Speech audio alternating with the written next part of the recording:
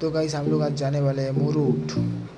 Actually हम लोगों को पता नहीं था, आज शाम को हम लोग को लेकर ऑफिस वालों घूमने के लिए लेकर जाएगा, ठीक है।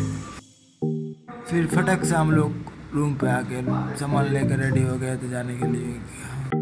फिर हम लोग सुबह सुबह निकल पड़े थे गाड़ी लेकर, क्योंकि रात भर तो घूमने के लिए नहीं जा सकते, तो इसलिए सुबह सुबह निकल पड़े घूमने के लिए। फिर हम लोग चले गए थे मछली मार्केट में एक मछली लेने 2-3 दुकान घूमने के बाद हम लोगों का मछली मिल गया था।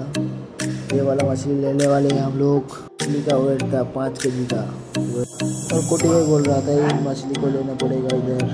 फिर हम लोग इस मछली को इधर ही कट कर रहे हैं इधर, क्योंकि उधर जाके बनाने के लिए काटने की चीज़ नहीं है। मछली लेने के बाद हम लोग चले गए थे हम लोग जिधर जाने वाले थे लोकेशन पे। इधर गाड़ी से उतर के सब लोग जाना था। इधर का व्यू देखो गाइस, बहुत मस्त व्यू है।